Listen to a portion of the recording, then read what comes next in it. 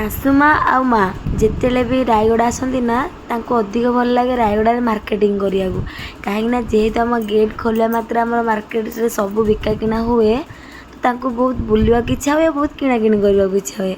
ତ ସକାଳୁ ସକାଳୁ ବ୍ରେକଫାଷ୍ଟ କରିକି ଆମେ ଶାଶୁ ବୋହୂ ଆଉ ମା ସାଇ ସମସ୍ତେ ବାହାରି ପଡ଼ିଲୁ ମାର୍କେଟିଂ କରିବାକୁ। ବୋଉ ତ ନା ଗନ୍ଧ ଧରୁନାହାନ୍ତି ଘରକୁ ଫେରିବାକୁ, ସବୁ ଖାଲି ଗନ୍ଧ ମୁଁ କିଣିବି ଆଉ ମୋତେ ବହୁତ ବଢ଼ିଆ ଲାଗୁଛି ରେଖା, ଆଉ ଯିବାକୁ ଟୋଟାଲି ଇଚ୍ଛା ହଉନି।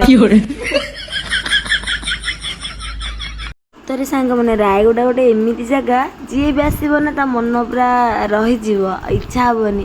ଆପଣମାନେ ଜାଣିଛନ୍ତି ରାୟଗଡ଼ା ପାଖରେ ଆମ କୋରାପୁଟ, ସମସ୍ତେ ପ୍ରାୟ କୋରାପୁଟ ବୁଲି ଆସନ୍ତି, ରାୟଗଡ଼ା ବି କେତେ କେହି ବୁଲନ୍ତି ଆଉ। ତାପରେ ମାର୍କେଟିଂ କରିସାରି ଘରକୁ ଯିବାକୁ ବାହାରିଲା ଆସି ମା କହିଲା ମୁଁ ଟିକେ ନେବି କନ୍ଧମୂଳ। ଯେହେତୁ ମାର୍କେଟ ସାରା ବୁଲିଲେ ଆଜି କନ୍ଧମୂଳ ଭଲ ନଥିଲା ଆଉ ଆସି ବି ନଥିଲା, ତ ମା କହିଲି ମା ତୋ ଇଚ୍ଛା ଆଜି ପୂରଣ ହେଲାଣି, ତ ବାଇଗଣ ଧ ଘରକୁ ଚାଲ। ଦିନ ପରେ ମା ଟିକେ ବେସର ତରକାରୀ କରିଥିଲା, ତ ଟିଙ୍କା ବସିଲା ପରେ ଆମେ ସମସ୍ତେ ଖାଇଲୁ ଆଉ ବହୁତ ବଢ଼ିଆ ଲାଗିଲା।